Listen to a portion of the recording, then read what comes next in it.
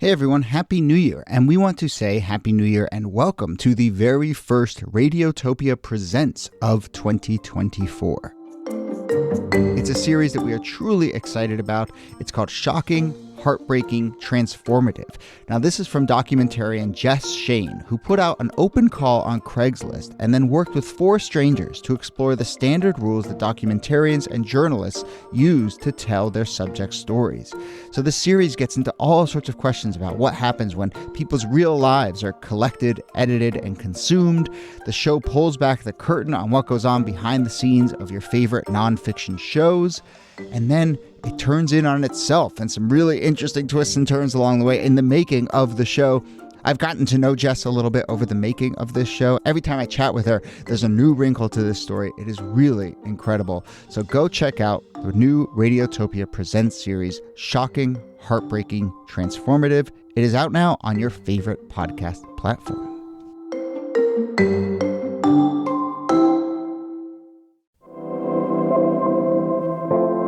Hello and welcome to This Day in Esoteric Political History from Radiotopia. My name is Jody Avirgan.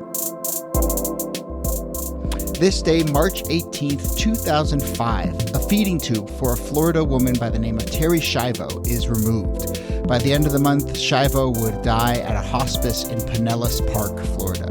But the lead up to this moment was an incredibly long, difficult, and contentious one. Terri Schiavo had been on a feeding tube for over 15 years at this point, since suffering a heart attack in 1990. In the final years of her life, a bitter dispute broke out between her husband and her parents. Her husband wanted to remove the tube and let Schiavo die. Her parents believed she could still rehabilitate and wanted to keep her on life support. Over the years, this case became a huge political and legal battle. It would come to include 14 appeals, motions, petitions, hearings in Florida courts, 40 different judges at various levels of court, political intervention by Florida Governor Jeb Bush, the U.S. Congress and Senate, President George W. Bush, and 6 times the U.S. Supreme Court refused to intervene. So here to discuss the Terri Schiavo story, its massive political and media moment, the right to life issues, the right to die issues, lots more around this story are, as always, Nicole Hemmer of Columbia and Kellie Carter-Jackson of Wellesley. Hello, Niki. Hello, Kellie. Hello, Jody. Hey there. So, I wanted to lay out some of the basics of Terri Schiavo and how we got to this moment. But Niki, do you want to jump in terms of, as a political story, what the Terri Schiavo story became by spring 2005? It's so amazing how this one personal medical case became a national and international story. That Jeb Bush, who was then the governor of Florida, intervened in, that George W. Bush, then the president of the United States, intervened in, that the Pope weighed in on, that this had become symbolic of so much more than Terri Schiavo. And when it came to national politics, this story had gotten so much play on cable news and daytime talk shows and talk radio that there were a pretty vocal group of Americans who were passionately committed to this story and who were lobbying members of Congress, who were lobbying Governor Bush to try to get people to intervene, for somebody to intervene on behalf of Terri Schiavo. And it intersects, as you mentioned earlier, with the right to life movement. It's in the 1990s that this is becoming a story, which is the same time that Dr. Kevorkian's trials were being held and debates were being held about the right to die. And all of that, those sort of core questions about life and death, get sucked into partisan politics and then global politics.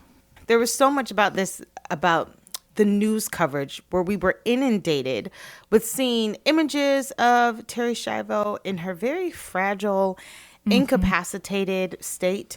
You saw how grief-stricken her parents were, Mary and Bob Schindler, and their fight, their plea to save their daughter's life.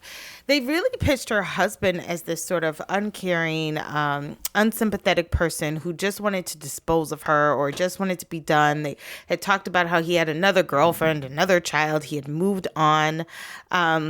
I also don't think we were very sympathetic to the husband in terms of the fact that she had been in this state for the past 15 years. Yeah. So the woman that he, knew and loved and married didn't really exist anymore. And so I mean, these are major ethical issues in which, became not just personal, but political and politicized very quickly.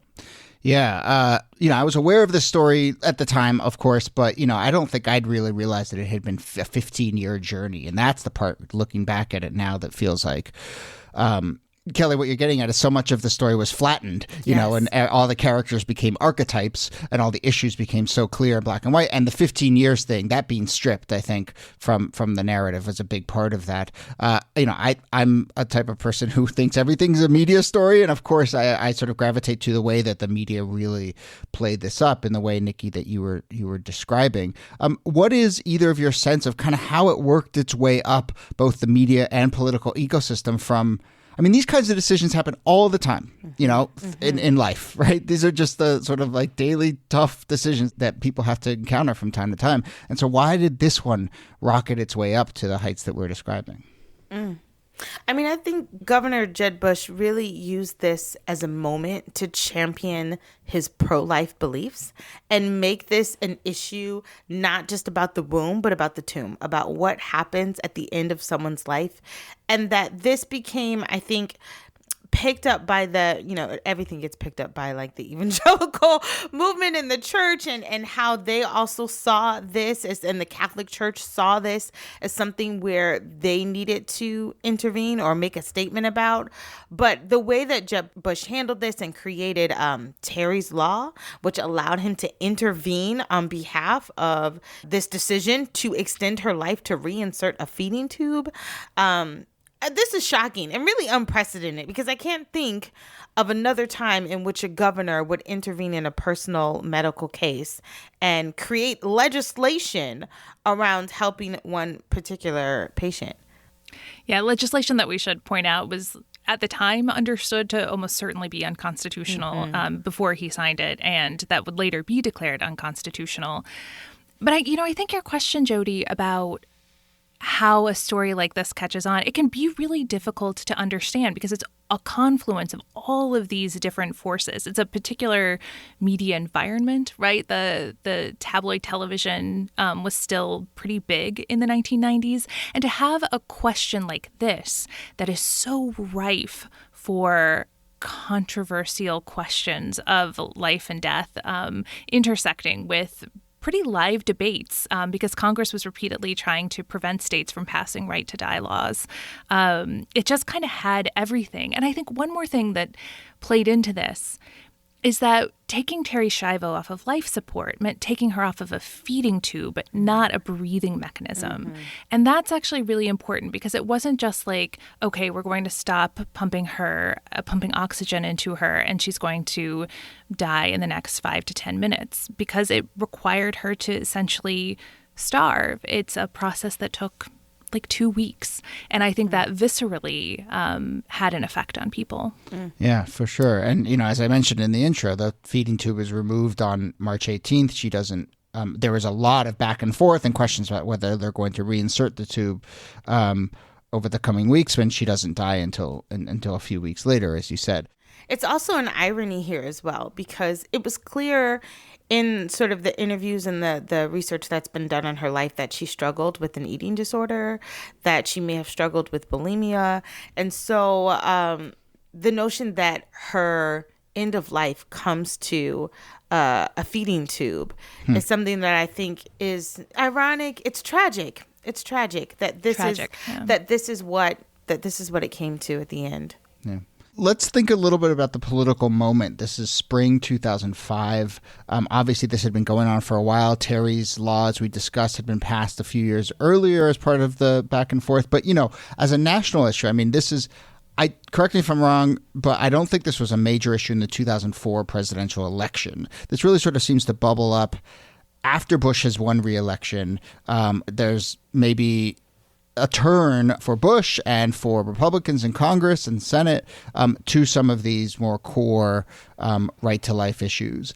So I think it's important to put in that context. And I mean, obviously, like, I'm just trying to think about the political narratives at the time. That summer is Katrina. That completely changes the narrative. So it's just this interesting window, right, between re-election and other stuff that comes to define the Bush presidency, there's this little moment of trying to rally a right-to-life conversation. Yeah, I mean, it's a kind of momentary culture wars moment, which is something that the Bush administration had used to great effect. In fact, in that 2004 election, remember the push to put anti-gay marriage initiatives on all of those ballots in order to turn out Bush supporters. There was a sense that this was a group, the sort of conservative evangelical was a group that had just won them the 2004 election, and that they were going to continue in the care and feeding of. And the Schiavo story is that, which is not to say that people didn't have deeply held beliefs as well. But I mean, there was a memo that was circulating at the time that got leaked to the public that had been written by, it looks like an aide to a Republican member of Congress, that was just like, look at all the political upsides of talking about this, of making the Democrats the party that wants to kill this woman, and that we're going to be her defenders. And that, too, gave it this very unsavory politicized air as well. Yeah. And this is the moment, I think, when a lot of people, Rick Santorum arrives on the scene. A lot of people sort of recognize him for the first time. So, yes, this sort of culture wars moment, which I guess always seems to come in the months after an election. We're in one right now, too, right? It is interesting, though, because, yes, I think there was a political upside, but some of the polling at the time showed that Americans really were sympathetic to Michael Schiavo, and polls conducted throughout the years showed that a large majority of Americans believed that he should have had the right to make this decision and remove his wife's feeding tube. It reminds me so much, as you said, of gay marriage too, where especially on sort of social issues, the American public is maybe a couple steps disconnected from where political leaders are. Well, it's one of those cases where people could put themselves in both Michael Schiavo's and Terri Schiavo's shoes. I mean, one of the things that we saw that supports that poll is that people rushed out to create living wills and, documents that said what to do should they be in the same condition. Like people, by and large, do not want to lie in a vegetative state in a hospital bed for 15 years, and they don't want their loved ones to have to go through that either. And I think that was a big moment of change in how people began to plan for and think of the legal issues around end-of-life care. Mm-hmm. I think this is also interesting as well because, Terri Schiavo is married. And so as much as her parents want to have authority or control over her health at the end of her life, at the end of the day, it really came down to her husband. And I think that tug of war between parent and spouse is something that still, has larger implications for today in terms of how we think about who gets to have the final say. But I think what's saddest of this at all is that, Terri never really had sort of a say over her own life. She became the football. She became the pawn that got moved all around the board. And, we never got to see sort of what she would have desired. This was really a battle between parent and spouse. Yeah. So as we start to wrap up here, Kellie, what is your sense of a postscript? What happens after Terri dies in late March? What's the next chapter? Yeah, in 2006, both Michael Schiavo and the Schindlers released their own books telling their sides of the story. Schiavo's was called Terri, The Truth, and the Schindlers had entitled their book A Life That Matters, The Legacy of Terri Schiavo, a lesson for us all. I think it's really interesting that both parties released books at the same time, that there was such a sense of urgency to get both perspective out there. And I imagine, given sort of the split that the country's, response to this controversy was, that both of them probably managed to get decent book sales out of it. I mean, they're both compelling stories that draw up, feelings of sympathy and empathy, and it's sort of the ultimate what would you do scenario. Yeah, I think you can hear from both of those titles the different perspectives that they were bringing. Schiavo clearly wanted to tell his side of the story, which I'm sure he felt got lost in all of the debate. And the Schindlers were still, trying to make the case that this was not just about Terri Schiavo, but was about the country and life and death. Yeah. Okay, well, we will leave the Schiavo story there. I do want to do one also on this day before we go. March 18th, 1942 was the day that the War Relocation Authority was established in the United States. And we will do a proper episode on this at some point, a full episode on this at some point. But this was the agency that was authorized with rounding up Japanese Americans and establishing internment camps. One of the more shameful moments in our history, but certainly one that I'm thinking about a lot right now, given the spike in hate crimes against Asian Americans in this country. So I just wanted to bring that up. It's on this exact day. Yeah, I think that one reason to especially flag that is there were a lot of hate crimes against Asian Americans in the 1940s as well. And that state power has a role to play in making those individual crimes possible. I think it's important to realize that what the federal government was doing was supporting the same kind of animus that led to that violence. Oh, yeah.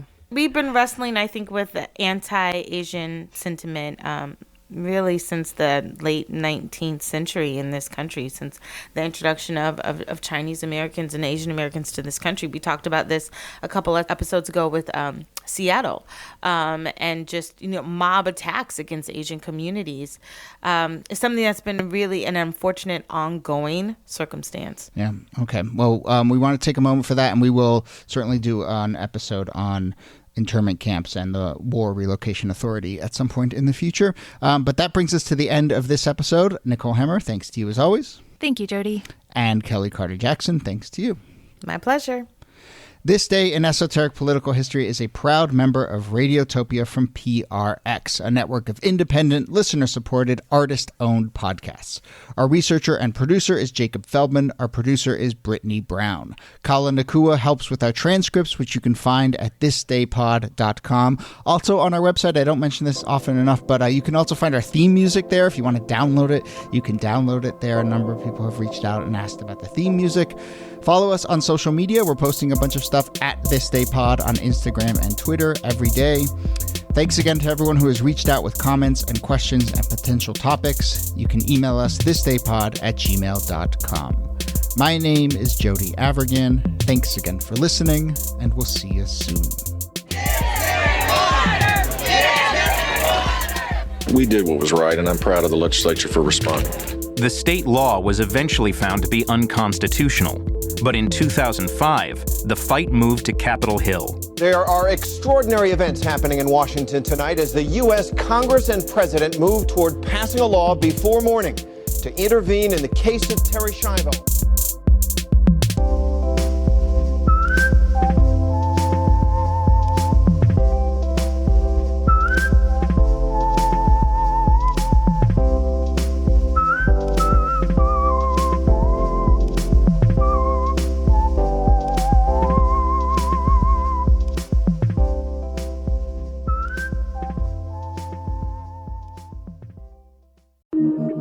Radiotopia.